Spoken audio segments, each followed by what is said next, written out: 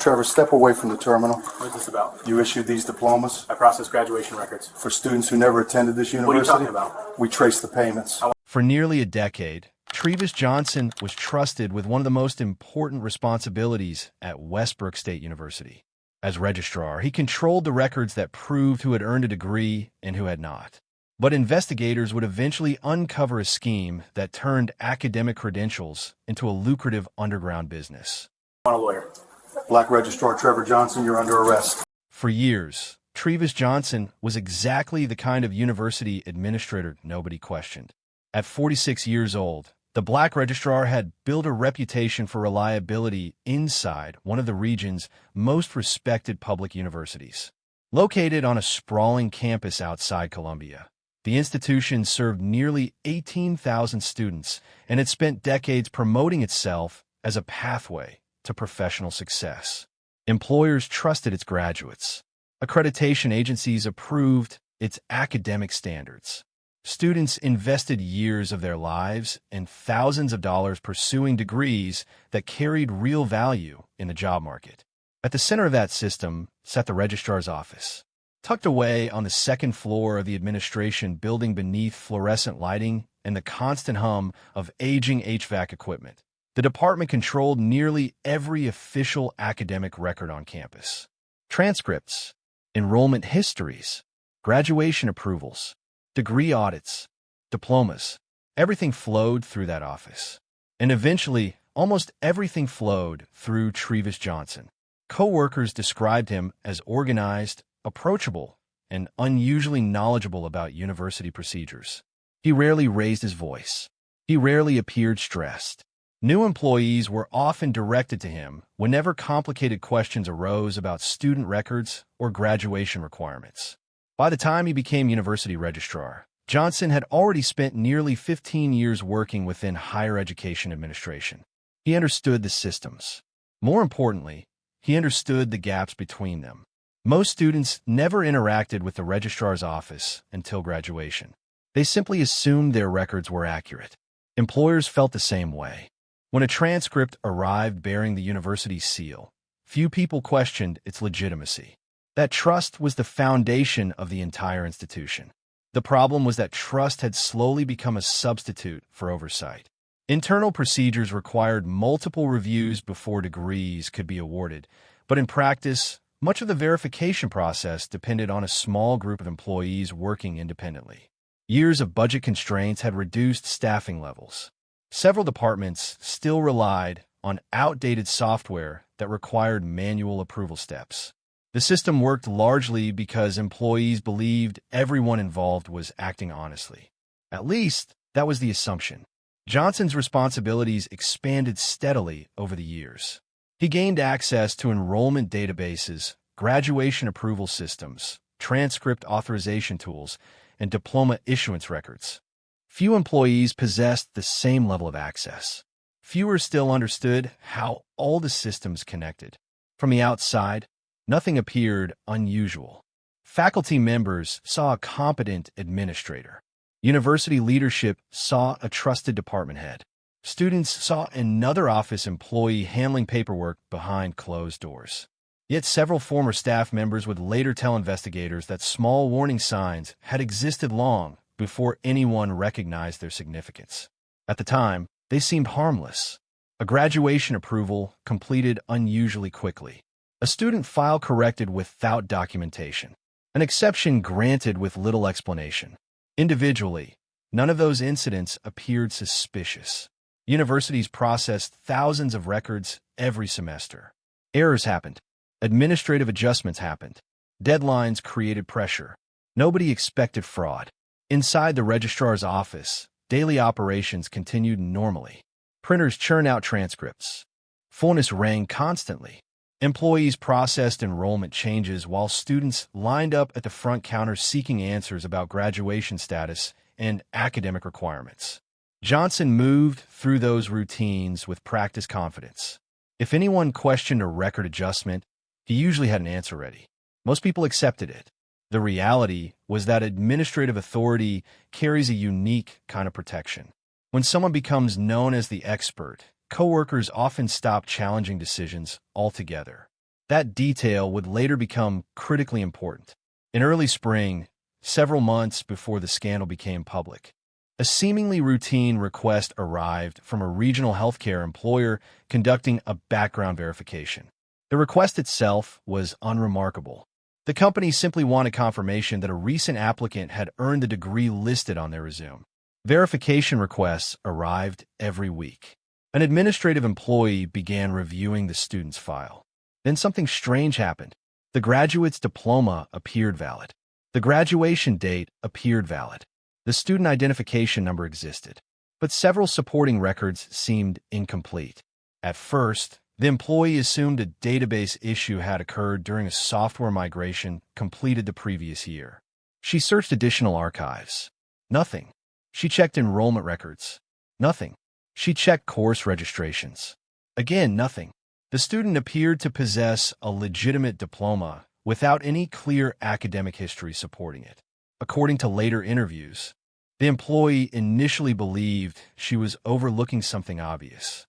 Universities maintain enormous amounts of data, and missing records occasionally surface in older systems. Still, the absence felt unusual. She brought the issue to a supervisor. The supervisor reviewed the file, then reviewed it again. The diploma remained valid. The academic history remained missing. Neither explanation made sense. For several days, the matter sat unresolved while staff attempted to locate supporting documentation. Emails circulated quietly between departments. Database searches continued. Employees compared archived records. Nobody wanted to suggest wrongdoing. Not yet. After all, universities encounter clerical errors all the time. But this error felt different. Because the deeper employees searched, the less evidence they found that the graduate had ever attended the university at all. And what initially appeared to be a simple record-keeping mistake was about to expose something far more troubling. The discovery should have been easy to explain. A missing record, a software glitch, a document archived in the wrong database. Inside the registrar's office, employees initially treated the unexplained diploma as a technical problem rather than a potential misconduct issue. The university had recently completed several system migrations, moving years of student information between aging databases and newer cloud-based platforms. Minor record discrepancies were not unusual. What made this situation different was that nobody could find any evidence the graduate had ever completed the coursework required to earn the degree. The employee who first raised concerns documented the issue and forwarded it to a compliance coordinator. Within days, a second review was initiated from an office located across campus in the administration annex near East University Drive. At first, nobody expected what happened next. While examining archived records, another staff member identified a second graduate with similar inconsistencies. The diploma existed. The graduation approval existed. Yet portions of the enrollment history appeared incomplete. The discovery triggered an uncomfortable conversation. One administrator later recalled sitting beneath the harsh fluorescent lighting of a conference room while several employees reviewed printed spreadsheets spread across a long oak table. Nobody accused anyone of wrongdoing. Not yet. But for the first time, multiple employees were looking at separate records that appear to share the same problem. The university's compliance office opened an informal internal review. What followed was a slow and methodical process. Staff members began comparing graduation approvals against enrollment databases. Degree audits were cross-referenced with archived course registrations. Transcript records were examined line by line. At first, the discrepancies seemed isolated. Then another file surfaced, and another. Weeks passed. The growing list remained small enough to avoid immediate alarm, but large enough to make experienced administrators uncomfortable. By early summer, compliance personnel had assembled several student accounts that contained unusual characteristics. Some showed missing coursework. Others reflected credits that appeared without supporting documentation. In a handful of cases, graduation approvals had been entered despite unresolved degree deficiencies. Each discovery created more questions than answers. The atmosphere inside administrative offices began to change. Employees who previously viewed the matter as routine suddenly found themselves discussing records behind closed doors. Conversations became quieter. Emails became more carefully worded. Managers requested additional reviews before approving reports. No one wanted to make an allegation that could damage a career, especially not the career of a senior administrator. The hesitation would prove significant. According to later investigative findings, several employees privately expressed concerns but delayed escalating them because they believed there must be a reasonable explanation. Trevis Johnson had spent years building credibility within the institution. The Black Registrar was widely regarded as one of the most knowledgeable people on campus regarding academic records. Questioning his work meant questioning systems that had operated for years without obvious scandal. That was difficult for many employees to accept. As concerns continued to grow, compliance officers requested access to audit logs generated by the university's student information system. The logs recorded who accessed files, when changes occurred, and which accounts approved graduation-related actions. The records were extensive. Thousands of entries stretched across months of activity. Administrative analysts spent long days reviewing reports on aging desktop computers, while printers continuously produced stacks of paper. The steady sounds of keyboards, copier machines, and distant office phones filled the background. Buried within those logs, investigators began noticing something unusual. A number of questionable approvals appeared connected to the same administrative account, Trevis Johnson's. At first, the connection seemed circumstantial. As registrar, Johnson naturally processed large numbers of student records. His account appeared throughout the system. Investigators understood that finding his name in approval logs was not evidence of misconduct by itself. Still, the pattern was difficult to ignore. Several irregular student files showed activity originating from Johnson's credentials shortly before graduation approvals were finalized. Compliance staff requested additional records. The review expanded. Internal reports documented account access times, modification histories, and approval timestamps. Analysts reconstructed administrative actions using system-generated logs that had remained untouched for years. The deeper they looked, the more frequently Johnson's account appeared. Yet institutional leadership remained cautious. Senior administrators worried about drawing conclusions prematurely. Human resources officials advised restraint. Legal counsel recommended additional verification before any formal accusation could be considered. The university's response slowed. Meetings were scheduled weeks apart. Reports moved through multiple departments. Questions waited for answers. Meanwhile, compliance personnel continued comparing approved graduates against enrollment histories.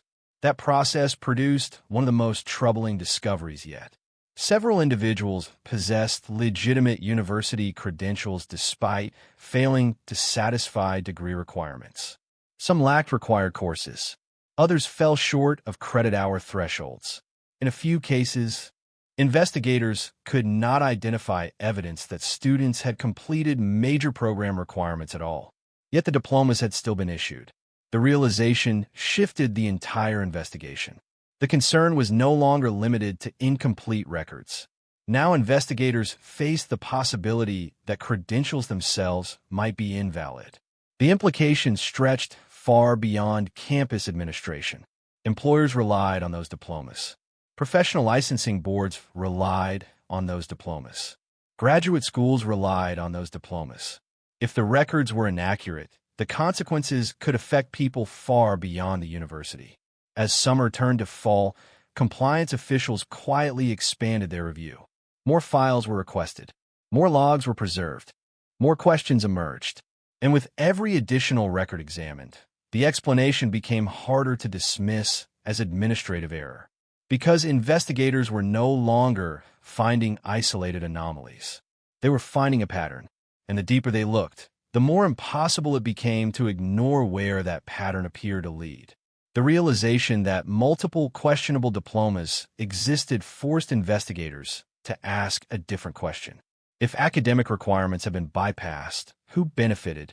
Until that point, the the inquiry had focused almost entirely on records, missing coursework, unexplained approvals, graduation files that did not align with enrollment histories.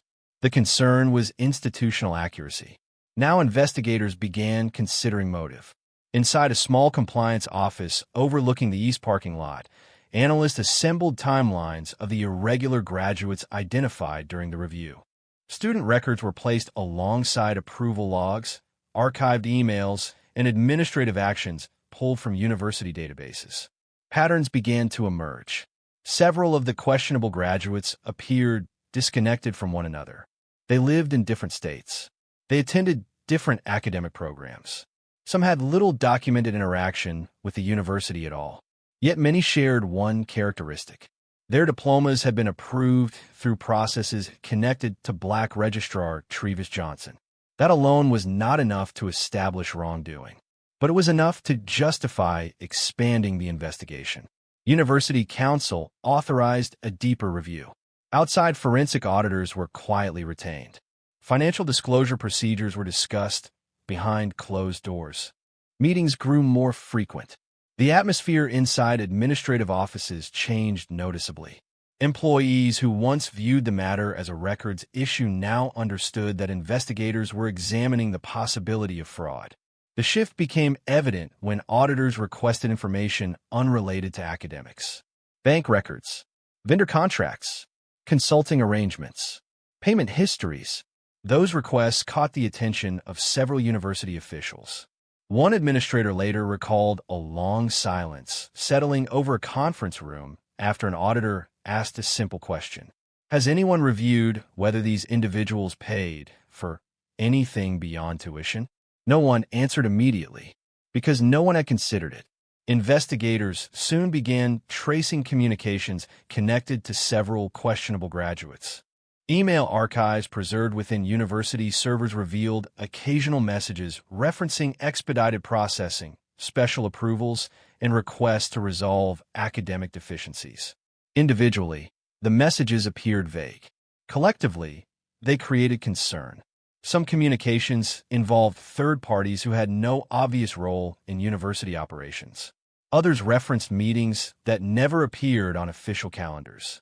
Several contained personal email addresses rather than institutional accounts. The records did not prove a crime, but they suggested relationships that required explanation. As the review expanded, investigators obtained legal authority to examine additional financial information connected to individuals already identified in the audit. The results immediately raised new questions. Several graduates connected to irregular diplomas had made substantial payments to consulting businesses unrelated to the university.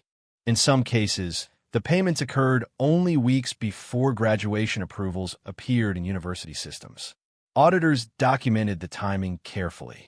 A payment, then a graduation approval, then a diploma issuance. The sequence repeated often enough to attract attention. Investigators started building spreadsheets tracking every known irregular graduate. Dates were compared against financial transactions. Records were cross-referenced with communication logs. The deeper they looked, the more organized the pattern appeared. What had initially seemed like isolated academic anomalies now resembled a process. The next phase involved interviews. Investigators contacted former students, graduates, and individuals connected to the questionable credentials. Most conversations were routine. Some produced nothing. Others became significantly more important. One graduate described being introduced to a consultant who claimed to have connections inside university administration. Another recalled being told that certain academic obstacles could be worked out for the right fee. The language was often indirect. Nobody openly described purchasing a diploma. But investigators noticed that several witnesses described remarkably similar experiences. The details varied. The themes did not. Money changed hands. Problems disappeared. Degrees were awarded. During one interview conducted in a government office building downtown, a witness reportedly hesitated before answering questions about payments. The investigator waited. The room remained quiet except for the hum of ventilation equipment overhead. Finally, the witness acknowledged making a substantial payment to an intermediary shortly before receiving confirmation of graduation eligibility. The statement immediately became significant, not because it proved wrongdoing, but because it aligned with evidence already developing elsewhere. As investigators gathered additional interviews, they identified several intermediaries operating between prospective graduates and individuals believed to possess influence within university systems. Phone records, email exchanges, and financial transfers helped establish connections among participants who had previously appeared unrelated. The network was becoming visible. Attention increasingly focused on whether the operation had generated personal profit. That required examining Johnson's finances. Forensic accountants reviewed years of banking activity. Deposits were compared against known income. Salary records were examined. Tax documents were analyzed. The process was painstaking. Thousands of transactions required review. Most were ordinary: mortgage payments, utility bills, routine purchases, normal financial activity. Then investigators identified deposits that appeared inconsistent with Johnson's reported compensation. Some are relatively small, others were not. Several lacked obvious explanations. The timing drew particular attention. In multiple instances, deposits appeared within narrow windows surrounding questionable diploma approvals. Again, no single transaction proved misconduct, but the accumulation of evidence was becoming difficult to ignore. The most concerning discovery emerged when investigators expanded the timeline beyond the most recent graduates. Reviewing older records revealed similar patterns extending years into the past. Questionable approvals, unusual communications, financial activity, repeated administrative actions. The dates stretched backward much farther than anyone expected. What investigators had initially treated as a recent problem now appeared potentially embedded within university operations for years. That finding changed the scale of the investigation entirely. The issue was no longer whether a few records had been manipulated. The issue was whether an organized scheme had quietly operated behind the credibility of a respected university. By late autumn, auditors, compliance officers, and outside investigators had assembled enough information to present preliminary findings to university leadership. The room reportedly fell silent as the evidence was reviewed, because the records no longer pointed toward administrative error. They pointed toward intent. And what investigators uncovered next would transform an internal university scandal into a criminal fraud case. The preliminary findings changed everything. What had started as an internal review of academic records was no longer being handled exclusively by university administrators. By the end of the semester, the matter had expanded beyond compliance offices and audit committees. Prosecutors had been briefed. Law enforcement agencies had been contacted. The possibility of criminal fraud was now being taken seriously. The transition happened quietly. There were no public announcements, no emergency press conferences. Most students walking between lecture halls had no idea that investigators were gathering evidence inside administrative buildings only a few hundred yards away. Behind secured office doors, however, a formal case was beginning to take shape. A joint investigative team was assembled consisting of university auditors, outside forensic specialists, state investigators, and prosecutors experienced in public corruption cases. Their objective was straightforward: determine whether the irregular diplomas resulted from mistakes or intentional misconduct. The distinction mattered. Administrative negligence could lead to discipline, termination, or institutional penalties. Fraud required something different: intent. Investigators needed evidence showing that actions were deliberate. That process began with a digital trail. Forensic analysts were granted access to preserved university servers and archived student information systems. Inside a secured technology office illuminated by rows of monitor screens, specialists began reconstructing years of database activity. Every login generated a record. Every modification left a timestamp. Every approval created a trace. The university's software had quietly documented thousands of actions without anyone realizing how important those records would eventually become. Investigators reviewed account histories linked to Black Registrar Trevis Johnson. Login sessions were compared against graduation approvals. System activity was mapped against the growing list of questionable diplomas. The goal was simple: determine exactly who performed specific actions and when. As the reconstruction progressed, investigators identified repeated examples of Johnson's credentials being used during critical approval stages. Some activity occurred during normal business hours. Other actions occurred late in the evening after most administrative employees had left campus. Those entries attracted attention. Security records helped provide context. University facilities maintained electronic access systems throughout administrative buildings. Employee key cards generated timestamps whenever secure doors were opened. Investigators obtained months of access logs. The information proved valuable. Several after-hours database actions appeared to coincide with entries into administrative offices associated with the registrar's department. The timing was not definitive proof, but it narrowed possibilities. Digital activity and physical presence increasingly aligned. The investigation expanded further. Computer records were analyzed alongside document histories preserved within university systems.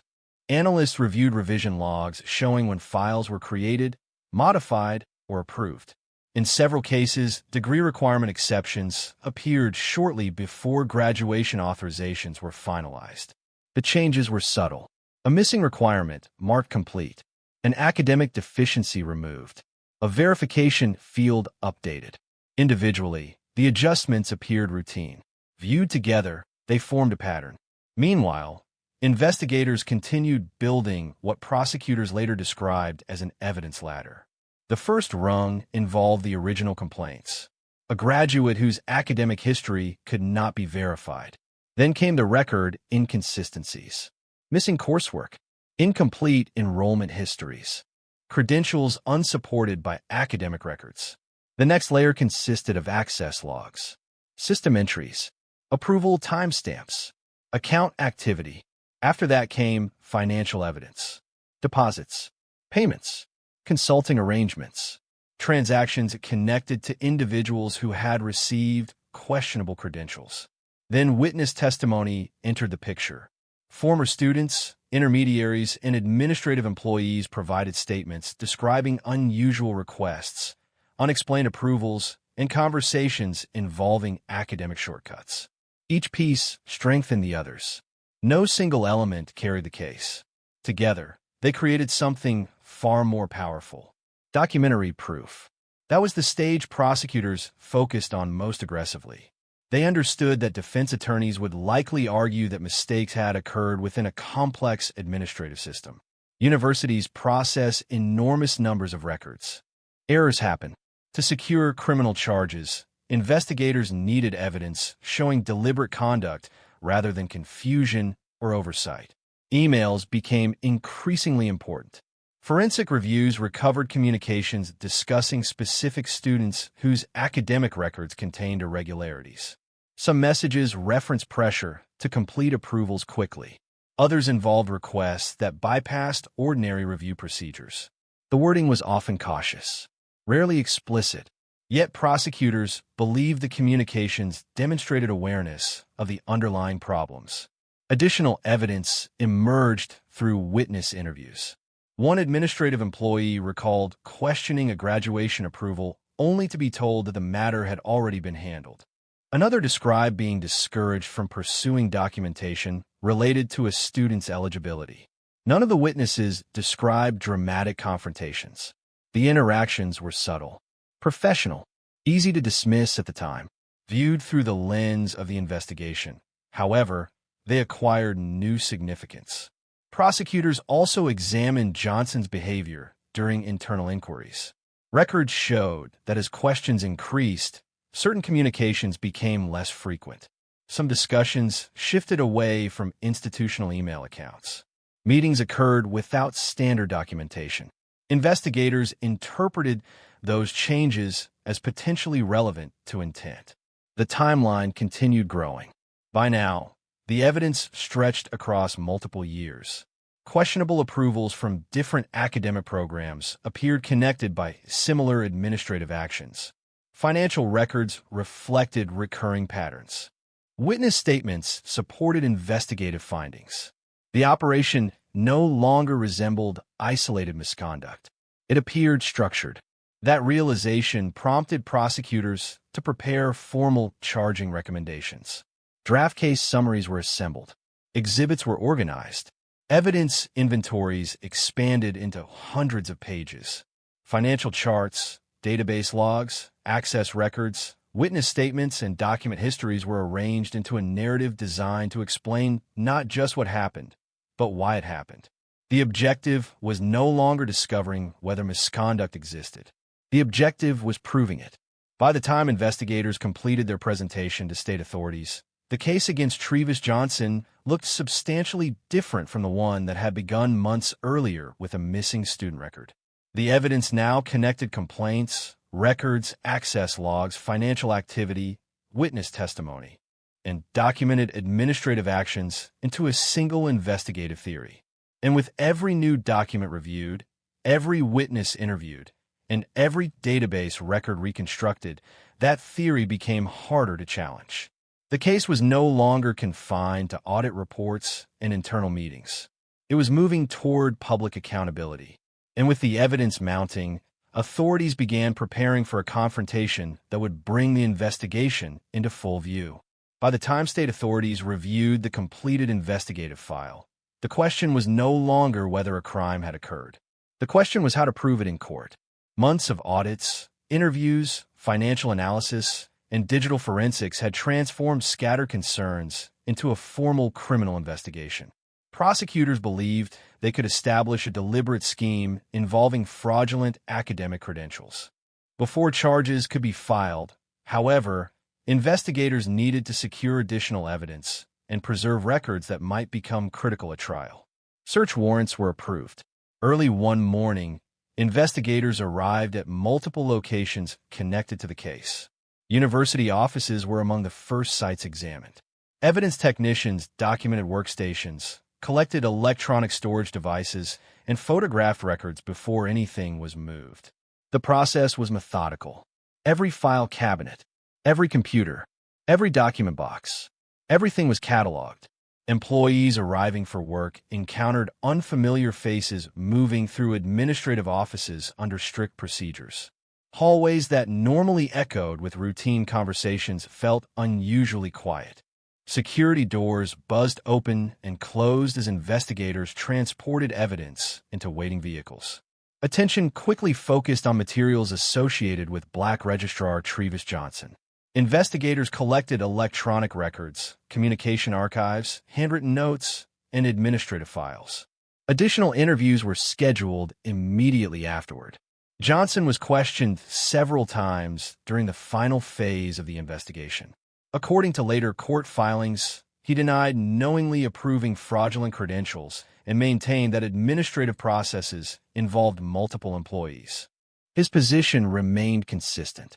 Any irregularities, he argued, resulted from institutional failures rather than intentional misconduct. Investigators disagreed. As prosecutors reviewed the evidence, they concluded that the combination of financial records, approval activity, witness statements, and communications demonstrated something far more deliberate.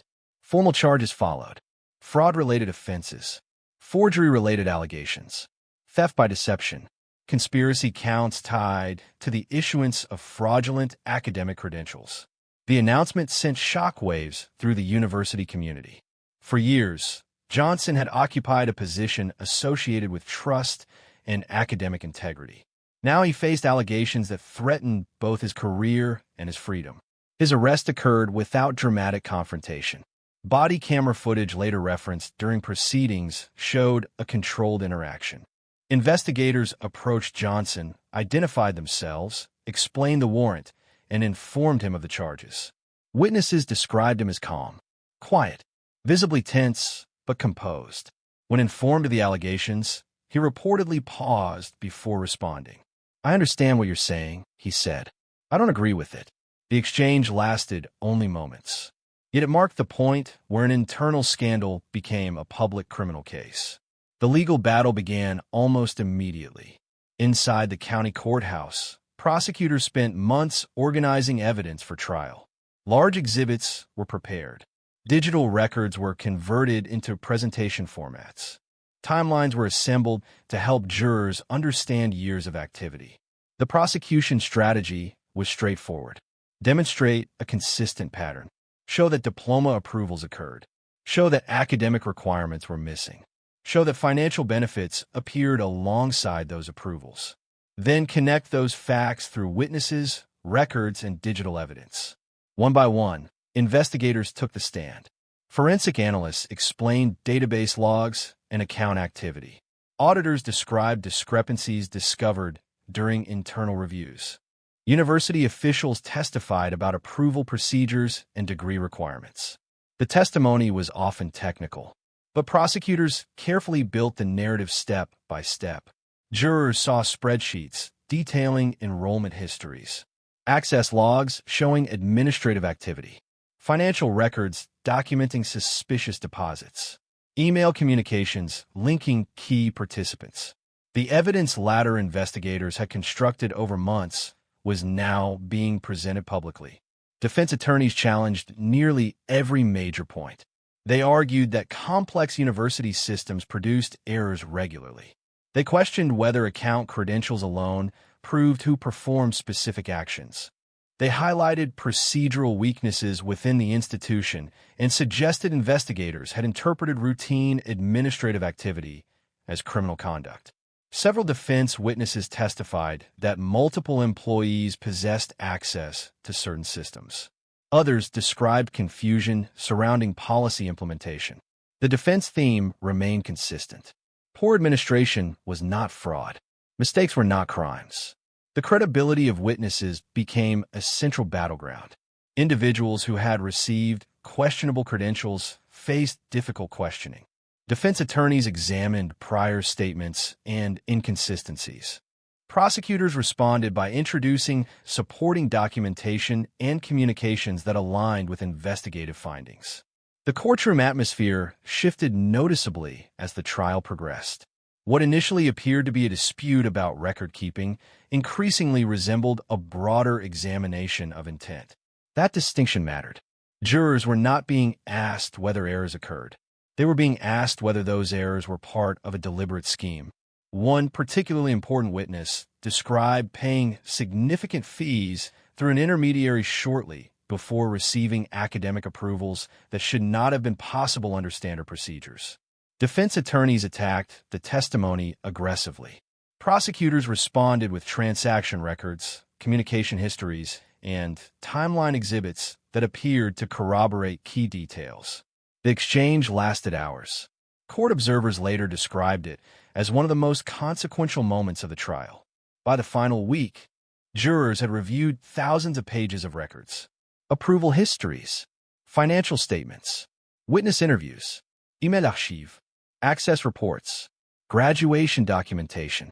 The sheer volume of evidence reflected the scope of the investigation. Closing arguments brought months of work into focus. Prosecutors argued that every major category of evidence pointed in the same direction. Complaints led to records. Records led to logs. Logs led to financial activity. Financial activity led to witnesses.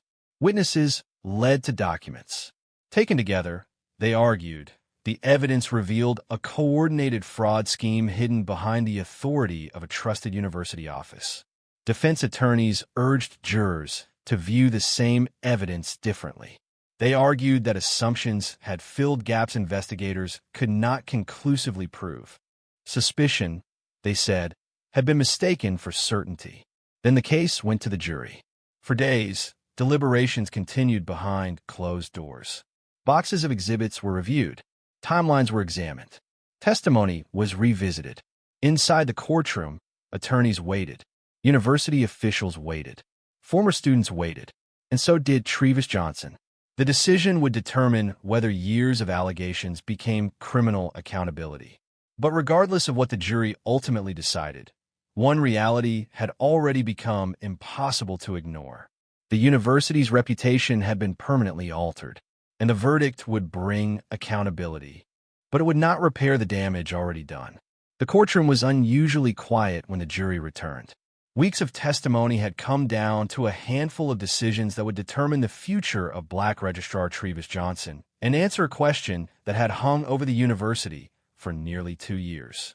Had the irregular diplomas been the result of administrative failures? Or had they been part of a deliberate scheme? Jurors filed into their seats.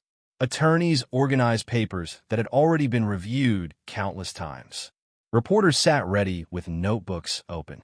Former students, university employees, and investigators watched from the gallery. Johnson remained seated beside his defense team. Witnesses later described him as composed. Not relaxed, not emotional, simply still. The verdict was read one count at a time. Guilty, then another.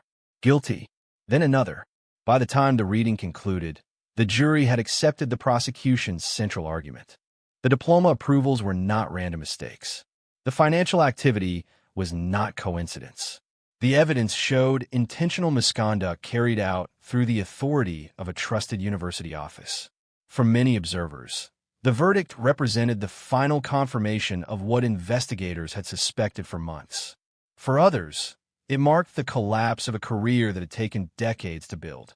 The sentencing phase began several weeks later. Unlike the trial itself, sentencing focused less on whether misconduct occurred and more on its consequences.